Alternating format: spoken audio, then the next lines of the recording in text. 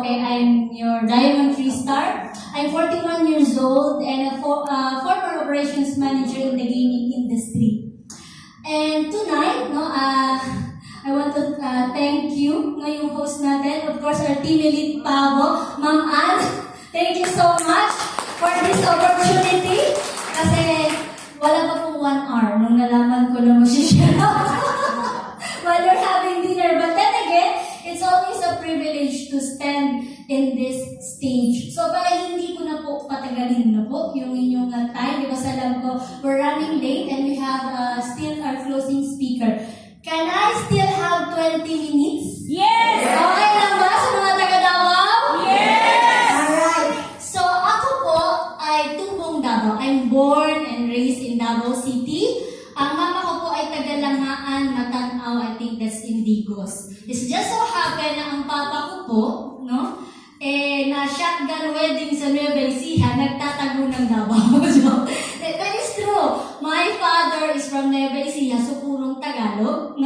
He happens to come to Davao at nakilala yung aking magandang nanay. Kaya silang nagkatuluyan, ito po yung resulta.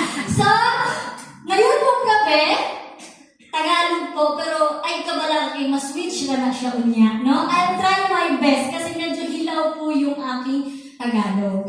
Pero ay yung aking Bisaya, pero I'll do my best. Okay lang? Yes! Makasagot ba, Mag-switch lang ta, alright? Okay, so as mentioned by Ma'am Mary Ann, my testimony po was 4 major surgeries. But before I go there, allow me to give you a little bit of my background so you will understand. Because ayoko po na umuwi kayo ng kulang. Gusto ko punong-puno. Okay? Punong-puno.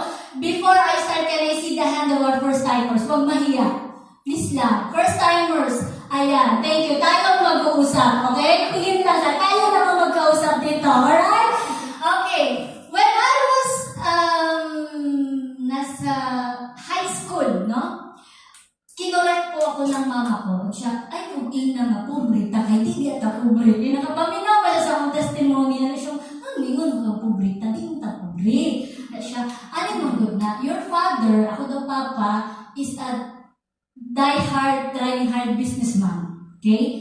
So every time na siya kwarta, musugal siya negosyo. But it fails. Sa mga tatay, kung sa'yo makarelate, or parents, you want to do business, but it fails. Ang papa ko masipag, walang problema, masipag, makisig, matino, matipuno. It's just that every business ngayong sugdan mo feel din na. For no reason, basta dili yun siya makaabot ito sa part nga, mabalik man lang iyang puhunan. So ni anak siya ako mama na, because of that, ang papa ko po ended up as a barker. Ambot sa Tagalog, Bisaya sa barker. Kanang manawag gali sa pilahan o tricycle. Dispatcher. Kana naging Bisaya kay mas maayong Bisaya ba kay dispatcher, sa mga barker, Dispatcher siya sa pilahan sa tricycle sa Las Piñas. Naniana ko mama na tungod po sa kalisod kay kanang malugit lagi sa negosyo, nitabang ko na siya from being housewife, naglabandera akong mama. So yun po yung namulatan ko ng trabaho nilang dalawa, isang dispatcher at isang labandera.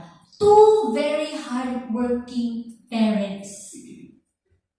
Ang anak, Gipay eskwela sa gwapo kay na school, which is Olivares College in Paraná. It's a private school. Ang hindi ko lang po talaga malaman na sa murang edad, na-inlove po ako agad. Tanong niyo kung saan? Saan? Isa pa, saan? Saan? Sa alak.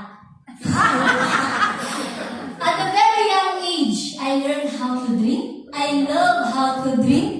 And pala hubog yun ay. Alas 10 pa lang sa buntag, hubog na ang lola mo. 4 times a week, walang palya. So with that, long story short, wala ko kahuman sa akong eskwela. I'm a second year undergrad, high school.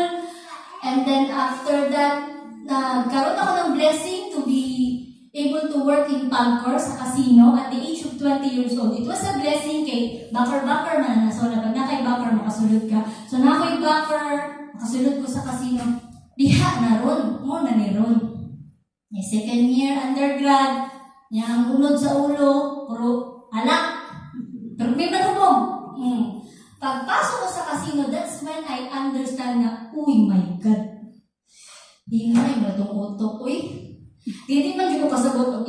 mag-in-English ka niya, basta mo maglutang-lutang na kuha na.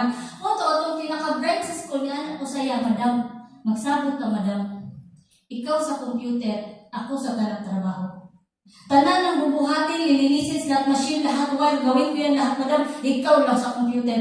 Kaya trust me, magtanaw dyan ko sa printer, dahil ko makaprint, makaphotocopy do. Huwag dyan na mabuhat.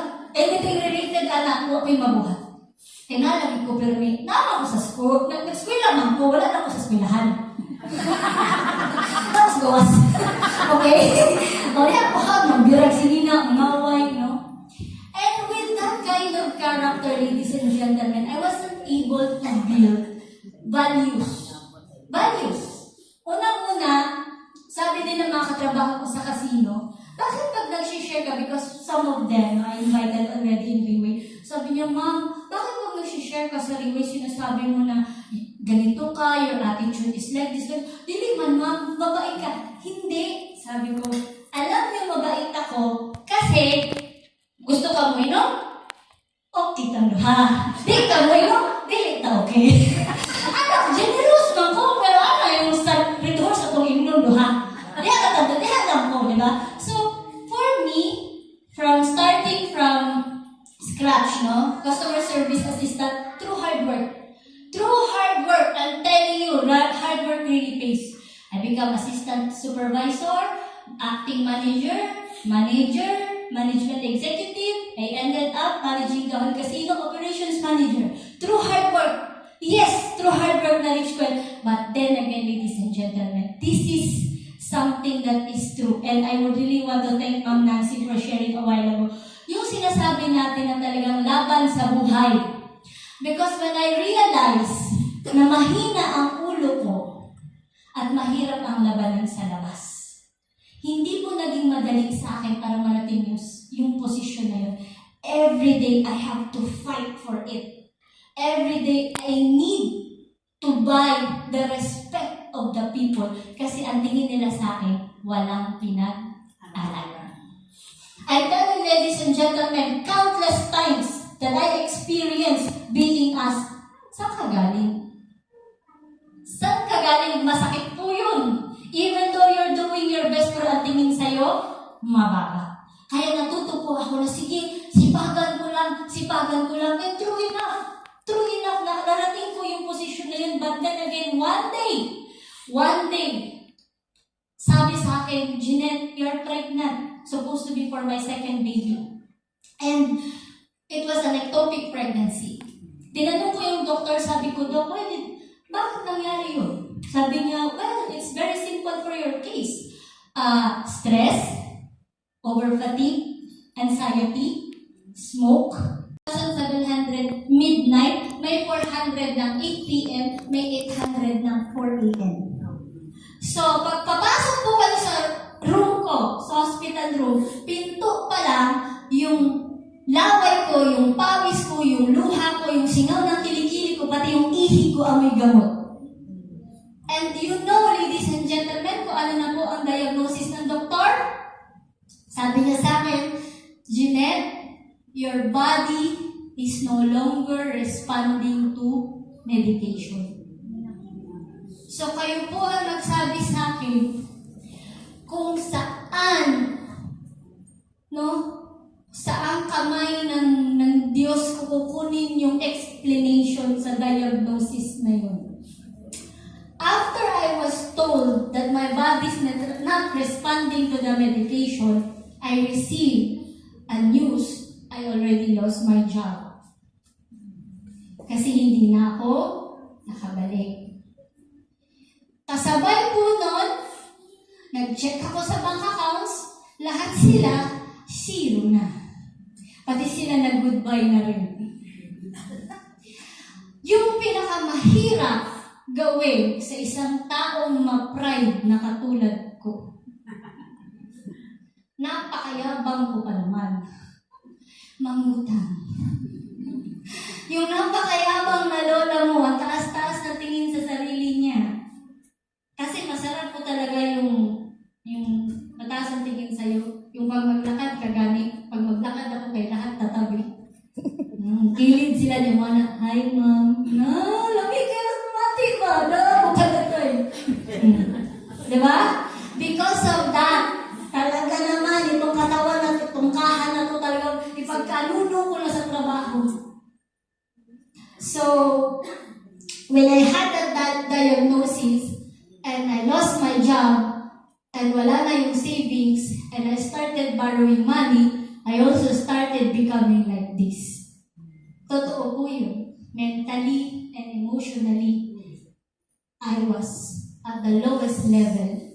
Because I'll tell you, ladies and gentlemen, during that time, ang pinakamahirap mong banggitin sa akin yung salitang hope. Pag-asa. Mahirap po yan sabihin sa taong may sakit. Kasi yung tenga namin very sensitive.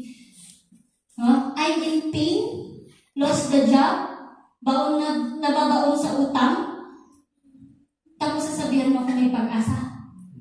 Mahirap po siya. Kaya minsan, leaders, we have to understand some of our clients, no? Bakit sila ganun magduha-duha, magtulo-tulo pa usahay? It's because it's not easy for us to grasp what you're saying. Because if you're telling me that thing has a hope, huy, lahi pa sa mo Trust me, iba ang pakiramdam ay giving hope to a person who's hopeless, down. And I always say this, hindi ko po nakita si Riway. Riway found me. And when Riway found me, I am emotionally, mentally, physically, financially, spiritually damaged. Ang tawag ko po sa sarili ko, I'm used, abused, overused. Totoo po yun. Kasi hindi naman din po ako masamang tao. It's because of the nature of work that I have. The culture that we have. Na kailangan ko lumaban sa buhay. Kaya it turned out to be a person na sabi ko nga sa'yo, kung kailangan matanggal ka para ma-retain ako, matatanggal ka. Trust me, gagawin ko lahat. So, ladies and gentlemen, during that time, nung tumawag sa akin yung friend ko from church, sabi niya, Tita, naka-confine ka na naman. Sabi ko, yes. And, bago ko makalimutan, lahat ng i-offer mo sa akin, iinumin ko. Promise. Kung gusto mong pausukan ako, magpapausok ako. Bakit? Gusto ko pong mabuhay. And that was the time I make a covenant with the Lord. Sabi ko, Lord, pag po pinagbigyan niyo akong makatawid, kasi bakit po, maraming beses na niya akong pinagbigyan, nabuhay ako sa ilang surgeries. Kaso hindi ako nakikinig. Diyo mo ito ko patinggahiya sa ulo mo.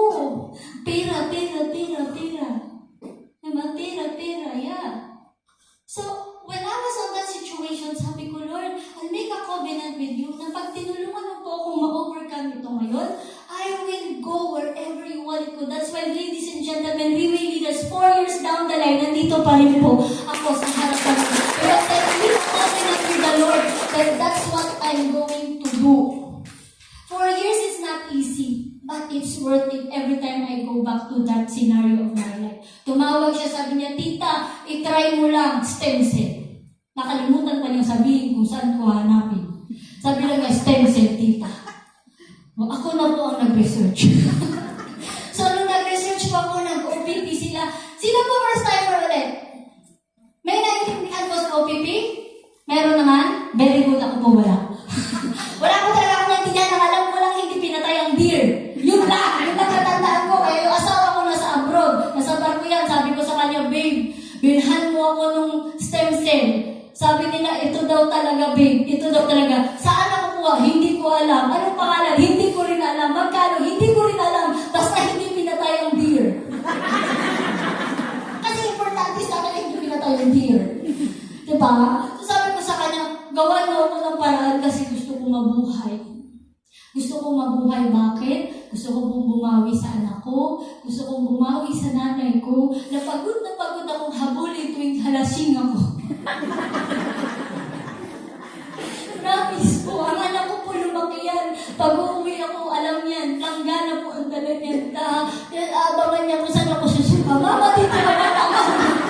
At the age of 7 years old, ganun po lumaki anak ko. At pag ako po ay natulog na, ang anak ko rin po is very well oriented. Pag pagising na ako, alam mo, tatlo lang hawak niyan. Lighter, sigarilyo at royal. Kasi magagalit ang nanay pag walang lighter, sigarilyo at royal. Pagising. Kaya po tormented ang tao sa paligid ko when I was on my top. Pagdating sa income. No? Pero walang values. That's why 4 years down the line, ladies and gentlemen, being in Riway, napakalaki po ng pagbabago sa akin. Sa lahat po ng aspect na tinatawag niya. So, eto na, dumating yung pandemic, walang stocks. Yung pautay-utay natin, pure tear. No? So, tinitake ko yung pure tear. Sabi nila, 6 months daw. 6 months daw ako bago magpa-check up. Hindi ako naniwala. Kasi, yung OB ko, tawag na ng tawag, kailangan akong schedule sa surgery. Kasi natatakot siya na sumabog yung aking fallopian tube. So, sabi ko sa kanya, Dok, saglit lang kasi meron akong tinitake, sabi ko. So, 4 bottles, pag-take ko ng 4 bottles, nagpa-check up ako. And the result po ng check-up ko is 2.5 by 2.5. Kasi big round of International and Pure Placenta. Because ang sabi ng doktor ko, good as new. Parang fallopian tube ng teenager. 2.5 by 2.5 and I was spared po sa surgery. After 2 months, continuous pa rin ako ng take kasi 6 months daw 4 bottles pa lang ng take ko. Kumakain kami, sabi ng anak ko, Ma, hindi na sumasagot yung tiyan mo pag kumakain. Kain na lang tayo. Kain na tayo. Sabi ko, talaga? Kailan pa? Sabi ko, kasi hindi ko na malaya na wala na po yung pagkakaramp ng tiyan ko every time I eat. And because of that, yung insurance agent, nakadalawang sales. Kuha ako another insurance. Kasi may rating yung last year, diba? 800. Second policy ko, no rating. No rating po, ibig sabihin na address, pati yung income. Kumbaga yung weak heart ko po kasi hindi pa naman malala. Pero symptoms na po siya. No? So nawala yung rating ko sa heart. And true enough, ladies and gentlemen, tuloy-tuloy na po ang journey ko sa Riway. Sabi ko nga after I fully recovered, sabi sa akin ng boss ko sa casino, are you willing to go back? Maloko din no, pag-uwi ka na alam niyo po, ladies and gentlemen, nung may sakit po ako, eto, I'll be honest with you, wala naman po mawawala sa akin. Nung nasa hospital ako, sama ko talaga ng ugali ko. Sabi ko talaga, gumaling lang ako, balikan ko kayo lahat. As in, yung sabihin niyo pong awa, magbigay, no way! Bakit nabigyan? Usap tayo at ano sa akin dyan? Kailangan either lamang ako or patas tayo. Yun ang pananaw ko sa buhay. Kasi hindi naman madali sa akin para tanggapin nila dahil nga walang pinag-aralan. So ladies and gentlemen, 4 years down the line, doing Riway, and this is an encouragement for all the leaders. It's not easy. Alam natin yan. We just came from I want to acknowledge our team elite members. Rose Aldo. Hi ma'am, good evening. Nakita ko siya. Ayaw ko. We just came from our LRM in Malaysia, no? The theme is reset. I know leaders is not easy. And this kind of platform, this kind of culture that we have, it's never easy, but it's really worth it. Kasi ngayon, kung titignan ko sa sarili ko, no? Yung pagbabago, na kaya ko magbigay ng bote kahit walang bayad. Diba? Saan mo yung mahanap? Dito lang yan sa Riway. And sa totoo lang, ladies and gentlemen, after I recovered, doon ko lang po nalaman na I have this one question talaga before. Sabi ko, Lord, bakit? Ang dami kong bakit. Ang dami kong bakit. Kasi yung pagkawala ng trabaho ko, masakit po sa akin yun. But then I realized that God is teaching me. He purposely closed all the doors. Ano mo gagawin ni Lord yun sa'yo? He will close all the doors, all your options, so that you will only look directly to Him. And you will only trust Him. And that's what I did, ladies and gentlemen. When the worst is already there and I'm on rock bottom, He closed the doors. When I was on my anger moment, He closed all my options so that I will only focus on Him. And ladies and gentlemen, true enough, up to this day, yung pagbabago po sa pamilya namin. My mother-in-law has 15 maintenance, diabetic, amputate, and then he has early signs of Parkinson. Now is good as new. My mother-in-law is 76 years old. Nakakalaw, sensitive. Diba? My uncle is stage 4 COPD, 4% kidney na diri sa Obrero. Until today, we can already go for dialysis. Before 4 times a week, now twice a week. Pero dati kung dalhin siya sa dialysis, may una, may taxi. Ngayon on his own, naglalakad ba? Asa ka ko? Daya. Asa ka ko? Daya. Twice a week na lang ang dialysis. My auntie who is a stroke, nagpaaral po sa akin before. Stroke, half stroke po yun, diabetic. Amputation, candidate for amputation din po. Ngayon may paa, buo ang paa, nakakaligo, nakakabihis, nakakapagluto, and she is well and strong. Lahat po ng family members ko was spared, and that is the message of the Lord for me. Pin-repair lang kita. Pin-repair lang kita, kasi hindi ko makakalimutan, Coach Rex Bugalaw, our Team Supreme Pegasus, who told me, Jeanette, you know what? Kung nakilala mo si Riway na wala ka sa lowest point, hindi mo papansinin. Tama. Yes. Kaya kailangan kang ibaba ni Lord. Kailangan ka na just go through it, the process of pain. Because later on, si Lord din ang magdadala at magbubukas ng lahat ng blessings abundant.